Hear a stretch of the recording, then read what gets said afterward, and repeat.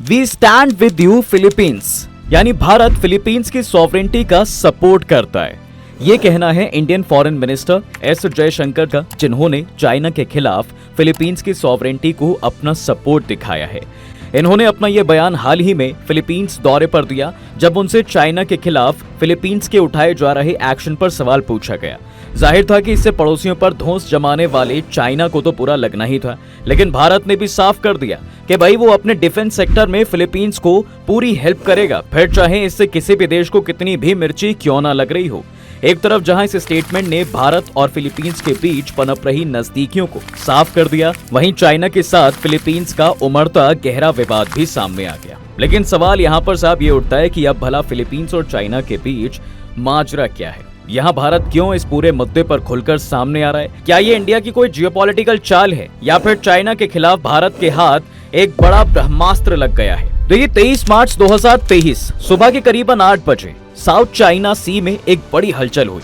यहाँ से कुछ ही दूर पर बसे फिलीपींस के कोस्ट से एक सिविलियन बोर्ड शिप समुद्र में उतरती है और अपनी डेस्टिनेशन की तरफ बढ़ती गई। अभी यह शिप फिलीपींस से कुछ मील दूर पहुंची ही थी कि करीब 8:52 पर इसे चाइना की तरफ से भारी विरोध झेलना पड़ा। फिलीपींस की ये आम शिप जिससे पहले कुछ समझ पाती, उससे पहले चाइनीज शिप्स ने इसे तीनों तरफ से घेर लिया और इसे वापस मुड़ने का इशारा कर दिया। इन फिलीपीनी आर्म सिविलियंस पर प्रेशर बनाने के लिए चाइनीज शिप्स तो इस हद तक गुजर गई कि उन्होंने फिलीपींस शिप्स पर वाटर कैनन से हमला भी किया। इसमें आर्म शिप को तो भारी नुकसान हुआ ही, साथ ही ये फिलीपीनी नागरिक भी बुरी तरह घायल हो गए। जमीन से दूर समंदर में इस जगह पर हेल्प पहुंचने में जहां देरी लगती, वहीं शिप चलाने वाले आम नागरिक के मन में भी ये सवाल था कि आखिर उसका कसूर क्या था? वो तो अपने देश की मरीन बाउंड्री में ही सेल कर रहा था, तो फिर ये अटैक क्यों? खैर जल्दी ही इस सिविलियन तक हेल्प पहुंची और इसे हॉस्पिटल में एडमिट करा दिया गया। इससे आदमी तो बच गया, लेकिन फिलीपींस को चाइना पर आग बबूला होते देर नहीं लगी। अगले दिन फिलीपींस के अखबारों और मीडिया तक में बड़े बड़े अक्षरों में इस खबर को छापा गया और चाइना के इस एक्शन को क्रिटिसाइज किया गया। लेकिन इस पर चाइना का रुख ये था कि यह जहाज स्प्रेटली आइलैंड के काफी करीब था, जिसे चाइना अपनी बाउंड्री मानता है, इसलिए उसने ये कदम उठाया। लेकिन फिलीपींस के लिए चाइना का यह बयान जस्टिफाइड नहीं था। ऐसे में इन दोनों देशों के रिश्ते जो पहले से ही बुरे दौर से गुजर रहे थे, उनमें पड़ी दरार और भी ज्यादा गहरी हो गई। अब यहाँ पर एक और सवाल यह आता है कि चाइना की ताइवान की तरफ अग्रेसिव पॉलिसीज तो समझ आती हैं, लेकिन भाई फिलीपींस से बैर का क्या कारण है? ये दोनों देश तो टेरिटोरियल बाउंड्रीज तक शेयर नहीं करते, तो आखिर चाइना फिलीपीन को क्यों धमकाने की कोशिश कर रहा है?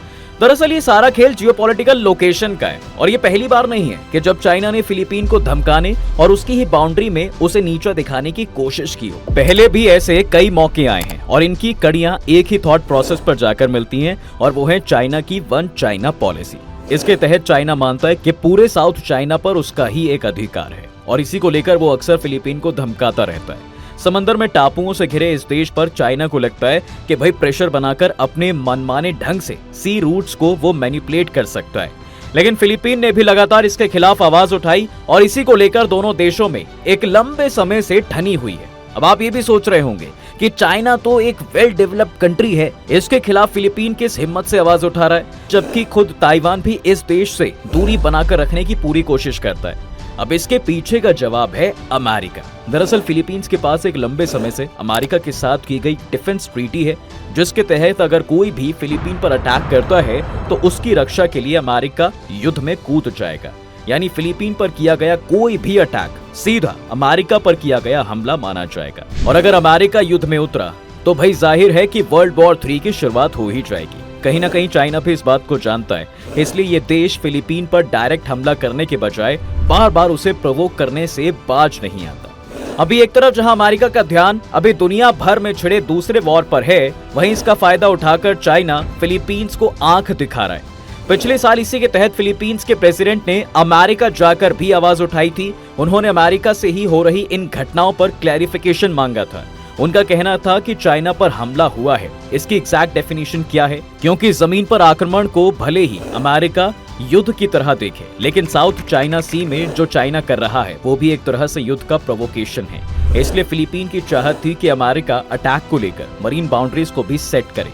दोनों देशों के बीच जो MOU मेमोरेंडम ऑफ अंडरस्टैंडिंग है, उसमें भी ये मेंशन होना चाहिए कि अगर साउथ चाइना सी में भी अगर फिलीपींस पर अटैक होता है तो अमेरिका की जिम्मेदारी है कि वो फिलीपीन का साथ दें और डिफेंस ट्रीटी को एक्टिवेट करें। हालांकि अभी तक अमेरिका ने इस पर सख्ती से काम नहीं किया है, लेकिन अगर ये ट्रीटी अपडेट होती है तो दोनों देशों के बीच युद्ध की एक बड़ी आशंका बन सकती है। ऐसा इसलिए क्योंकि अगर मैप पर नजर डालें तो पर्पल लाइन से खींची गई ये मरीन टेरिटरी को फिलीपीन अपना मानता है, जबकि चाइना का क्लेम है कि रेड लाइन के अंदर आने वाले सारे समंदर पर अधिकार उसका है। यानी ब्रुनेई से लेकर मलेशिया और सिंगापुर तक के समंदर पर यह देश खुलेआम अपना हक जताता है। कुल मिलाकर चाइना को चाहिए कि भाई सभी देश पीछे हट जाएं और केवल यही समंदर का बादशाह बन जाए। बस इसी सोच को लेकर दोनों देशों में एक लंबा डिस्प्यूट चल रहा है और इसे लेकर तो चाइना इस हद तक आगे बढ़ गया है कि वो साउथ चाइना सी में आर्टिफिशियल आइलैंड भी डेवलप कर रहा है। हालांकि पहले तो इस मामले पर चाइना इतना एक्टिव नहीं था, लेकिन पिछले कुछ सालों में इसकी समंदर में एक्टिविटी इस कदर बढ़ गई है कि वो साउथ चाइना सी के तमाम हिस्सों की तरह ही अपना जताने में लगा हुआ है। इसमें आयुनगिन शाओल आइलैंड को चीन सेकंड थॉमस शाओल के नाम से पुकारता है और कमाल तो ये है साहब कि ये आइलैंड फिलीपींस के तट से महज 200 किलोमीटर की दूरी पर है, जबकि वो चीन के तट से 1000 किलोमीटर से भी ज्यादा दूर है। यही एक वजह है कि फिलीपींस भी अपनी स्ट्रैटेजी को स्ट्रिक्ट करने पर जोर दे रहा है। ले देकर आज भले ही फिलीपींस डिफेंस सेक्टर में पीछे है, लेकिन अपनी पावर को सशक्त करने के लिए वो भी तेजी से कदम बढ़ा रहा है और इसमें उसका एक बड़ा साथ मिला है भारत का। अब ऐसा हम इसलिए कह रहे हैं क्योंकि जनवरी के महीने में इस देश ने भारत से ब्रह्मोस मिसाइल की डील साइन की थी और इसी के साथ ये भी साफ कर दिया था कि जरूरत पड़ने पर ये भारत से और भी डिफेंस वेपन्स खरीद सकता है। हालांकि फिलीपींस का भारत की तरफ बढ़ते इस झुकाव से चाइना तिलमिलाया जरूर था, लेकिन भारत ने भी साफ कर दिया कि वो अपने दोस्तों का साथ देने में पीछे नहीं रहेगा।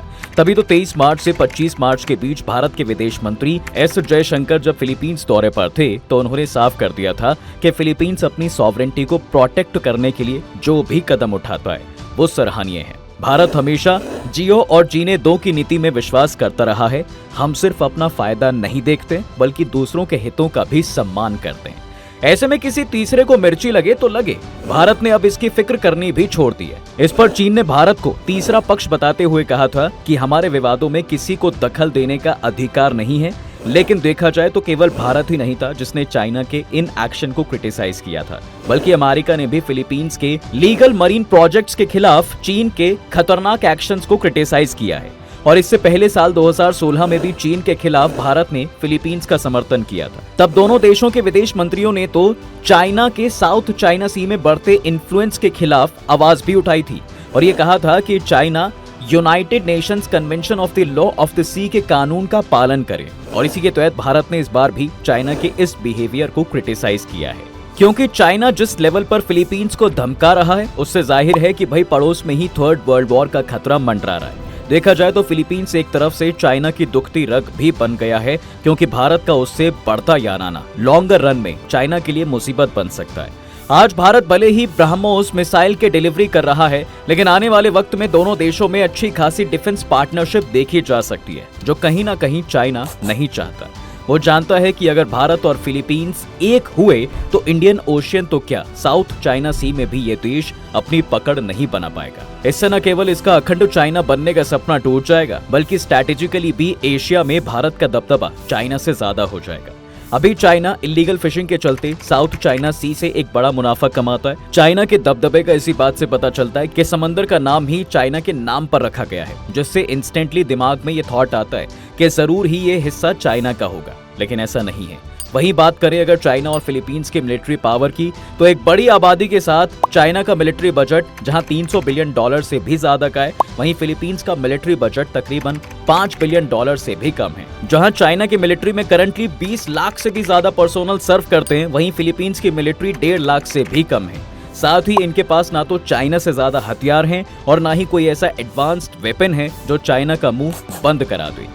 ले देकर केवल अमेरिका का हाथ ही फिलीपींस को बचाए हुए है और कहीं ना कहीं ये देश भी इस बात को समझ रहा है, तभी तो भारत के साथ ही अपने जियोपॉलिटिकल रिश्तों को हवा दे रहा है। अब बात करें चाइना को रोकने की, तो किया ये जा सकता है कि भाई साउथ चाइना सी का नाम बदल दिया जाए, ताकि अभी तक जो लोग इसे चाइना का हिस्सा समझ रहे हैं उन्हें भी ये स्ट्रॉन्ग मैसेज मिल सके कि इस समंदर पर कई दूसरे देशों का भी अधिकार है। वहीं रही बात चाइना के इलीगल एक्शंस की, तो इसके एक्शंस के खिलाफ भारत भी फिलीपींस को सपोर्ट कर रहा है। हो सकता है कि आने वाले वक्त में इंडियन मिलिट्री भी फिलीपींस में डिप्लॉय हो, ताकि इससे चाइना को एक क्लियर मैसेज जा सके अभी फिलहाल चाइना मालदीव्स के साथ मिलकर भारत को बुली करने का सपना देख रहा है, लेकिन फिलीपींस का भारत के करीब आना एक ऐसा चेकमेट है जो ना तो चाइना को रास आ रहा है और ना ही वो इसके लिए तैयार है। ऐसे में हो सकता है कि जियोपॉलिटिकल एंगल में एक बड़ा शिफ्ट देखने को भी मिल सकता है। इस कंडीशन में या तो चाइना इंडियन ओशन में दखल देना बंद कर सकता है या अक्साई चीन और डोकलाम में अपनी गतिविधि तेज कर सकता है। लेकिन ऐसा कुछ भी हुआ तो भारत का क्या रिएक्शन होगा, ये भी देखने लायक होगा। तो कुल मिलाकर दोस्तों, आपका क्या कहना है? क्या फिलीपींस भारत के तुरुप का इक्का बन सकता है या ये एक स्ट्रैटेजिकल भूल हो सकती है? हमें कमेंट सेक्शन में जरूर बताएं। तब तक के लिए आपसे लेते हैं हम विदा। जल्द हाजिर होंगे एक नए इंटरेस्टिंग टॉपिक के साथ। अगर ये वीडियो पसंद आया है तो इसे अपने दोस्तों के साथ शेयर कर दो और हाँ, वीडियो को लाइक करना ना भूलना। और अगर आपने हमारे चैनल को अभी तक सब्सक्राइब नहीं किया है तो वो भी कर दें। साथ ही बेल आइकॉन प्रेस करना ना भूलें ताकि हमारी वीडियो आप तक जल्द से जल्द पहुंच सके।